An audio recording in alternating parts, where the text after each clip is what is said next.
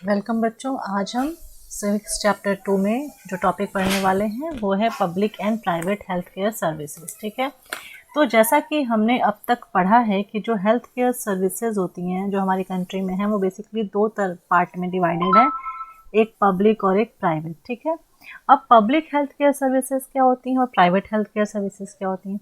Public health care services वो services हैं जो गवर्नमेंट प्रोवाइड करती है सभी लोगों को। ठीक है, सभी कंट्री के लोगों को गवर्नमेंट प्रोवाइड करती है, जिसे हम सरकारी कहते हैं। ठीक है, पब्लिक हेल्थ सर्विसेज में आपके बहुत सारे हेल्थ सेंटर्स और सारे हॉस्पिटल्स जो भी गवर्नमेंट के द्वारा चलाए जाते हैं, रन किए जाते हैं, वो इसमें इंक्लूड होते हैं। ठीक है, अब ये जो पब्लिक हेल्थ सर्विसेज हैं ये गांव के साथ साथ शहरों में भी ट्रीटमेंट प्रोवाइड करती हैं सभी प्रॉब्लम्स के लिए। ठीक है, चाहे वो एक छोटी सी बीमारी हो, चाहे वो कोई बड़ी सर्जरी हो, इन सब के लिए गवर्नमेंट जो है पब्लिक हेल्थ सर्विसेज प्रोवाइड करती है, दोनों रूरल और अर्बन एरियाज़ के लिए। ठीक है, अब अगर हम गांव के लेवल पे बात करें, विलेज लेवल पे बात करें, तो जो हेल्थ सेंटर्स विलेज लेवल पे होते हैं उसमें जनरली क्या होते हैं कि वहाँ पे जो है एक हेल्थ वर्कर होता है और एक नर्स होती है। ठीक है, इनको इतनी ट्रेनिंग दी जाती है कि वो जो कॉमन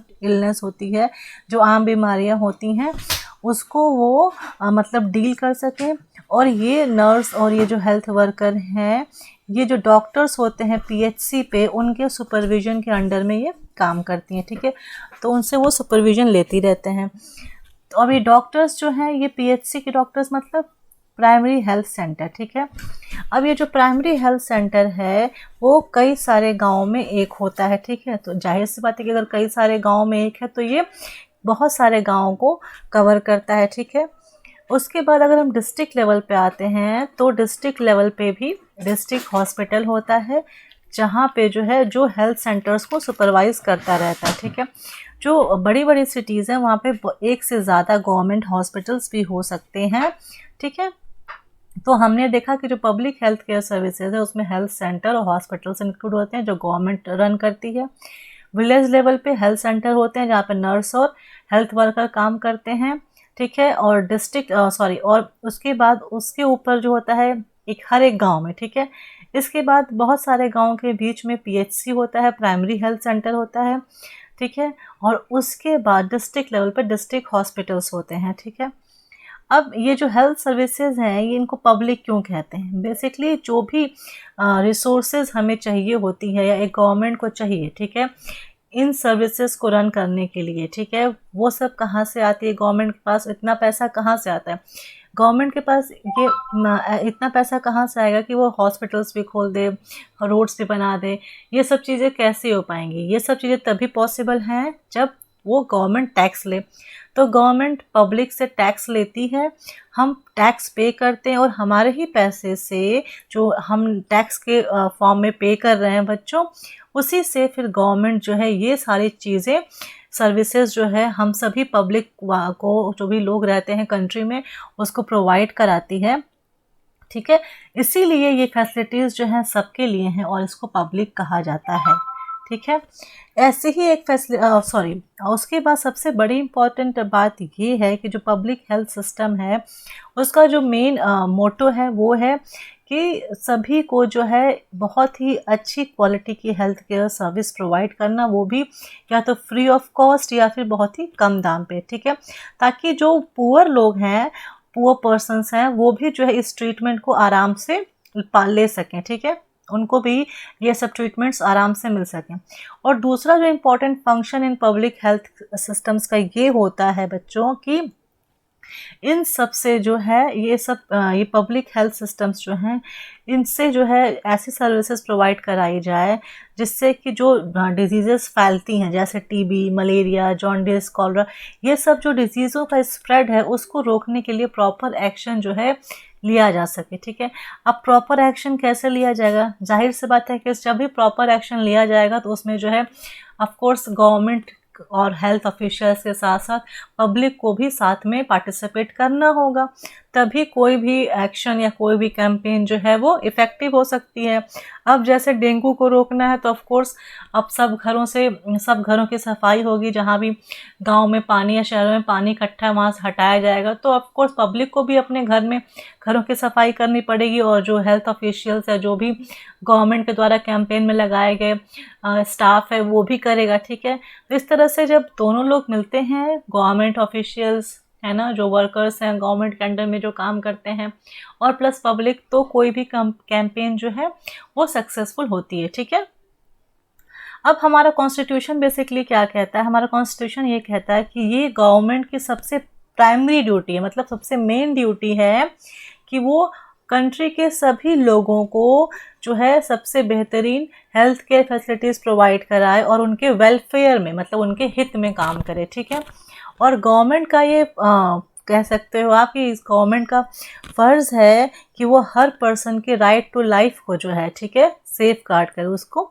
उस पर ध्यान दे। ठीक है, अब जैसे मैंने आपको हाकिम शेख की स्टोरी सुनाई थी कि जहाँ पे वो 8 हॉस्पिटल्स में गया, डिफरेंट गवर्नमेंट हॉस्पिटल्स में, और जाने के बाद भी उसको वहाँ से उन हॉस्पिटल्स में एडमिट नहीं किया गया। फाइनली उसे प्राइवेट हॉस्पिटल में एडमिट किया गया, जहाँ उसका बहुत पैसा लग गया, और वो बहुत, मतलब उतना ज़्यादा रिच नहीं था कि वो इतना अफोर्ड कर सके। ठीक है, तो उसने फाइनली कोर्ट में को जो है गवर्नमेंट हॉस्पिटल के खिलाफ जो उसने जो है केस किया, तो कोर्ट ने भी यही कहा कि गवर्नमेंट की ड्यूटी है कि वो हर एक पर्सन को जितनी भी नेसेसरी हेल्थ सर्विसेज होती हैं, जो बहुत ज़रूरी है, वो प्रोवाइड कराए। ठीक है, चाहे उसमें इमरजेंसी सिचुएशन की ट्रीटमेंट ही क्यों ना आती हो। ठीक है, और यहाँ तक कि ये हॉस्पिटल्स और वहाँ पे रहने वाले मेडिकल स्टाफ की ड्यूटी है कि अगर कोई भी पेशेंट यहाँ आता है, चाहे वो किसी प्रकार की सिचुएशन में आए, तो उसको उन्हें नेसेसरी ट्रीटमेंट प्रोवाइड करना है। ठीक है, और क्योंकि गवर्नमेंट हॉस्पिटल्स ने हाकिम शेख को ट्रीटमेंट देने से मना कर दिया था, इसलिए कोर्ट ने फाइनली स्टेट गवर्नमेंट से कहा कि जितना भी पैसा हाकिम शेख के ट्रीटमेंट पे लगा है, उसने खर्च किया है, उतना पैसा स्टेट गवर्नमेंट उसे वापस करेगी। ठीक है, तो ये सोचिए पब्लिक हेल्थ केयर का आपका पूरा हो गया। अब आइए हम ये देखते हैं कि प्राइवेट हेल्थ केयर फैसिलिटीज़ क्या होती हैं। अब आज हमारे इंडिया में क्या है, बहुत सारे प्राइवेट हेल्थ केयर फैसिलिटीज़ जो हैं वो रन कर रही हैं। ठीक है, ऐसे बहुत सारे डॉक्टर्स हैं जो अपना प्राइवेट क्लिनिक्स चलाते हैं। ठीक है, यहाँ तक कि गाँव में भी जो है आपको RMPs देखने को मिल जाएंगे। RMPs मतलब रजिस्टर्ड मेडिकल प्रैक्टिशनर्स देखने को मिल जाएंगे। ठीक है, और ऐसे जो भी ये सब डॉक्टर्स होते हैं, वो क्या करते हैं, बहुत ही स्पेशलाइज सर्विसेज भी प्रोवाइड कराते हैं। उनके हॉस्पिटल्स होते हैं, नर्सिंग होम्स होते हैं जो डॉक्टर्स ओन करते हैं। ठीक है, यहाँ तक कि वहाँ पे आपको लेबोरेटरीज भी मिल जाएंगी, जहाँ पे सारे टेस्ट होते हैं, सारी स्पेशल फैसिलिटीज़ होती हैं, एक्सरे हो जाएगा, अल्ट्रासाउंड हो जाएगा। ठीक है, और यहाँ तक कि आपको उन हॉस्पिटल से मेडिसिन बाई करने के लिए अंदर ही अंदर शॉप्स मिल जाएंगे, तो आपको ज़्यादा दिक्कत का सामना नहीं करना पड़ेगा। ठीक है, ये सब चीज़ें आजकल प्राइवेट हॉस्पिटल्स में अब देखने को मिल रही है। हमारे इंडिया में प्राइवेट हेल्थ केयर फैसिलिटी ज़्यादा तेज़ी से बढ़ रही है। अब ये प्राइवेट हेल्थ केयर फैसिलिटीज़ क्या होती है? ये वो फैसिलिटीज़ हैं जो गवर्नमेंट ना ही तो ओन करती है और ना ही उन्हें कंट्रोल करती है। ठीक है, ये जो है कोई पर्सन ने अगर हॉस्पिटल खोला है तो ये उसका personal private health care facilities हो जाएगी। ठीक है, अब जैसा कि पब्लिक हेल्थ केयर सर्विस में होता है कि आपका फ्री ऑफ कॉस्ट या बहुत ही कम पैसे में आपका अच्छा से अच्छा ट्रीटमेंट हो जाता है, बट इन प्राइवेट फैसिलिटीज़ में क्या होता है कि पेशेंट्स को बहुत ज़्यादा मनी पे करनी पड़ती है। जो सर्विस यूज़ करेंगे उस सर्विस के लिए उन्हें बहुत ज़्यादा मनी पे करनी पड़ती है। ठीक है, अब हम बात करते हैं हेल्थ केयर एंड इक्वालिटी की। ठीक है, तो क्या जो है एडिक्वेट हेल्थ केयर जो है हमारे सबके लिए अवेलेबल है हमारे कंट्री में? तो इंडिया में जो है, क्योंकि ये सिचुएशन अब आ गई है कि प्राइवेट सर्विसेज बहुत ज़्यादा बढ़ रही हैं और पब्लिक सर्विसेज उतनी नहीं बढ़ रही हैं। अब प्राइवेट सर्विसेज बढ़ने का मतलब क्या है कि जाहिर सी बात है कि जो भी सर्विस हम लेना चाहते हैं वो ज़्यादा बहुत हाई उसका रेट रहेगा। ठीक है, और बेसिकली ये सब अर्बन एरिया शहरों में ज़्यादा देखने को मिलेंगी। अब जो मेडिसिन है, दवाइयाँ, वो भी बहुत एक्सपेंसिव हो जाएंगी। तो जो लोग पुअर हैं या जो लोग इतना ज़्यादा अफोर्ड नहीं कर सकते हैं, उनको क्या करना होगा, अब इलाज कराने के लिए मनी को बोरो करना पड़ेगा, किसी से उधार लेना पड़ेगा। ठीक है, या अपने कुछ सामान को, जो भी उनका सामान उनको गिरवी रखना पड़ेगा। तो इस तरह से जब भी कभी बीमारी किसी फैमिली में आएगी, वो बीमारी जो उनको पूरी तरह से इकोनॉमिकली, मेंटली और फिजिकली हर तरफ से उस पूरी फैमिली को तोड़ देगी। ठीक है, अब कुछ ऐसे प्राइवेट सर्विसेज हैं जो क्या करते हैं कि वो जो है इनकरेक्ट मतलब गलत तरीके से ज़्यादा पैसा कमाने का सिस्टम स्टार्ट कर देते हैं, ठीक है, या स्टार्ट कर दिया है, ठीक है। अब इसमें क्या होता है कि जो दवाइयाँ बहुत सस्ती होती हैं या जो बीमारियों को आप बहुत छोटे में ट्रीट कर सकते हैं बिना किसी ज़्यादा खर्चे के ही, उसके लिए डॉक्टर्स काफ़ी अच्छी खासी बड़ी बड़ी दवाइयाँ, सुइयाँ सब लिखते हैं। यहाँ तक कि अगर आपको पानी नहीं चढ़ाने की ज़रूरत नहीं ही पड़ रही है फिर भी वो आपको पानी चढ़वा देंगे ताकि उनका पैसा बनता रहे। ये आजकल कॉमन प्रैक्टिस में है, ठीक है। यहाँ तक कि जो आपको बता दिया जाए बच्चों कि हमारी पॉपुलेशन के बस 20% ही ऐसे लोग हैं जो भी दवाइयाँ होती हैं उसको पूरी तरह से अफोर्ड कर सकते हैं और उन्हें कोई प्रॉब्लम नहीं होगी इलनेस के टाइम पे। बट मोस्ट जो पॉपुलेशन हमारे इंडिया की है वो इतने ज़्यादा एक्सपेंसिव ट्रीटमेंट को बार बार एफर्ट नहीं कर सकती है, क्योंकि घर में कोई ना कोई हमेशा बीमार पड़ता ही रहता है, ठीक है। तो अगर आप सोचिए जब हम लोग एक normal person, normal medium class के पर्सन होकर के भी हम ये सब कॉस्टली ट्रीटमेंट्स को अफोर्ड नहीं कर सकते हैं, तो फिर ये सोचिए कि जो पुअर लोग हैं वो कैसे जो है इतने बड़े महंगे खर्चों को, दवाइयों के खर्चों को जो है वो बेयर अप कर पाएंगे, कैसे वो इलाज करा पाएंगे अपने लोगों का जो बीमार पड़ते हैं, ठीक है। तो एक स्टडी हुई उसमें एक रिपोर्ट सामने आई कि लगभग 40% लोग जो एडमिट होते हैं हॉस्पिटल में किसी बीमारी की वजह से या किसी इंजरी की वजह से, तो उनका इलाज कराने के लिए लोगों को या तो पैसे उधार लेने पड़ते हैं या अपनी कुछ पोजेशंस जैसे प्रॉपर्टी या कुछ भी चीज़ें बेचनी पड़ती हैं, तब जाके लोग उनका जो है खर्चा बेयर अप कर पाते हैं, ठीक है। अब जो लोग पुअर हैं, ठीक है, उनके लिए जितनी बार भी फैमिली में कोई बीमार पड़ेगा उतनी बार उनके लिए क्या है एक बहुत बड़ी मुसीबत का टाइप का हो जाएगा ना, कि उनको उतनी बार सोचना पड़ेगा कि अब कैसे इसका इलाज कराएं, कहाँ से पैसे आएंगे। तो एक बहुत उनके लिए बहुत ज़्यादा टेंस सिचुएशन बन जाती है, ठीक है। और ये ऐसा तो है नहीं कि कोई एक बीमार पड़ा तो फिर वो उसके बाद पड़ेंगे नहीं फैमिली में कोई। ये जो इलनेस है वो कभी भी किसी को भी होती रहती है और ये बार बार होती है। पुअर फैमिलीज़ में लोग बार बार बीमार भी पड़ते हैं। क्यों ऐसा पड़ते हैं? सबसे पहली बात कि पुअर फैमिलीज़ में आप पूरा प्रॉपर न्यूट्रिशन, जब उनको खाना ही अच्छे से नहीं मिलता है तो इसलिए तो वो पुअर है ना। उनको खाना अच्छे से नहीं मिलता, प्रॉपर तरीके से नहीं मिलता, तो पूरी फैमिली ही अंडर नरिश्ड होती है। और जब कोई भी पर्सन अंडर नरिश्ड रहेगा तो उसकी इम्यूनिटी कैसे अच्छे से डेवलप हो पाएगी, ठीक है। तो ये फैमिलीज़ खाना भी अच्छे से नहीं खाती हैं, खाना उतना नहीं खाती जितनी एनर्जी उनको प्रॉपर तरीके से बॉडी को मिल सके, ठीक है। इनके पास बेसिक नेसेसिटीज़, जो बेसिक सुविधाएं होती हैं वो भी इनको अवेलेबल नहीं, जैसे साफ पीने का पानी या सफाई से जहाँ पे रहने का घर होता है, या फिर एक साफ और क्लीन जो है और एनवायरनमेंट बगल में सराउंडिंग्स, ये सब उनको नहीं मिलती है, ठीक है। इसलिए जब उनके आसपास का एनवायरनमेंट ही मतलब एक क्लीन नहीं है, हाइजीनिक नहीं है, तो ऑफ कोर्स वो बीमार पड़ेंगे, ठीक है। और फिर जब बीमार पड़ते हैं तो उसके खर्चे इतने ज़्यादा होते हैं कि इससे उनकी सिचुएशन और ज़्यादा वर्स हो जाती है और ज़्यादा बिगड़ जाती है, ठीक है। और कभी कभी क्या होता है कि कभी कभी पैसे की प्रॉब्लम भी नहीं होती है, कभी कभी प्रॉपर ट्रीटमेंट ना मिलने की वजह से भी जो है मतलब लोग इसलिए भी ट्रीटमेंट नहीं कराते हैं कि अरे ये बहुत पैसा की बात नहीं होती है, बात होती है कि मेडिकल ट्रीटमेंट किसी और कारण से भी लोग नहीं ले पाते हैं। जैसे जो औरतें होती हैं फॉर एग्जांपल, उनको जो है जैसे डॉक्टर के पास तुरंत नहीं ले जाया जाता, क्योंकि विमेंस की हेल्थ को मेन की हेल्थ की कंपैरिजन में काफ़ी जगहों पे कम समझा जाता है, ठीक है। तो अगर किसी के यहाँ पे ऐसी थिंकिंग होती है कि नहीं, अगर आदमी बीमार पड़ता है तो उसको आपको ले जाना है डॉक्टर के पास, तुरंत दिखाना है। औरतें बीमार पड़ती हैं तो थोड़ा सा रुक जाओ, वेट कर लो, देख लो, क्या पता ठीक हो जाए, ऐसा करके, ठीक है। दूसरी चीज़ ये है कि बहुत सारे ऐसे ट्राइबल एरियाज़ हैं जहाँ पे जो है कोई हॉस्पिटल या हेल्थ सेंटर भी नहीं है, और जो हेल्थ सेंटर अगर है भी तो वो इतनी ज़्यादा दूर है कि लोगों को वहाँ तक जाने के लिए सोचना पड़ता है, ठीक है। तो इसलिए लोग जब बीमार पड़ते हैं तो वो सोचते हैं कि उतना दूर जाने से, किलोमीटर्स चलने पड़ते हैं, बहुत ज़्यादा किलोमीटर चलने पड़ते हैं, तो उतना दूर जाने से, चलने से अच्छा है, वो भी कोई साधन नहीं है, चलो आपको बस मिल गई, ऑटो मिल गई, ओला कर लिया, उबर कर लिया, चले गए। जो ट्राइबल एरियाज़ है वहाँ पे वैसे भी जो रोड्स होती नहीं है, एक्सेस नहीं होता है, ट्रांसपोर्ट अच्छे से नहीं हो पाता है, तो वहाँ के लोग पैदल चल के ही जाते हैं।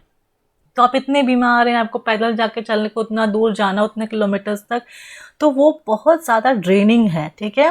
तो इस वजह से भी जो है जो मेडिसिन है या ट्रीटमेंट है वो लोगों को अवेलेबल नहीं हो पाता है।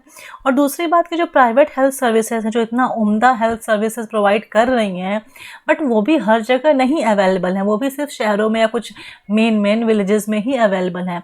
पर दूर ट्राइबल एरियाज़ में लोग टोटली जो है गवर्नमेंट के भरोसे पे टिके हुए हैं, ठीक है।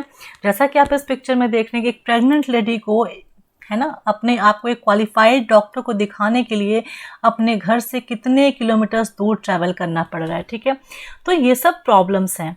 अब इसमें हम क्या कर सकते हैं इन सब प्रॉब्लम्स में?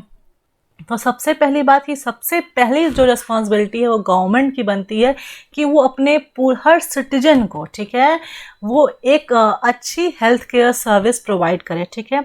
और स्पेशली जो पुअर और डिसएडवांटेज ग्रुप है, मतलब जो ग्रुप जिसको सब फैसिलिटीज़ नहीं मिल पा रही हैं उनको भी, ठीक है, जो गरीब नहीं है फिर भी उन तक ये सुविधा नहीं पहुंच पा रही है, उनको भी गवर्नमेंट ये सर्विसेज ईजिली अवेलेबल कराए, ठीक है।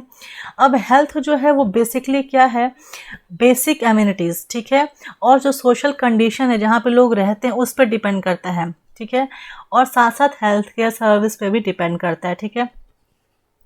तो अगर हमें अपने कंट्री की और अपने लोगों की हेल्थ की सिचुएशन को सुधारना है तो हमें जो बेसिक एम्यूनिटीज़ हैं, फूड, वाटर, शेल्टर, ये भी इस पे काम करना होगा, ये प्रोवाइड कराना होगा।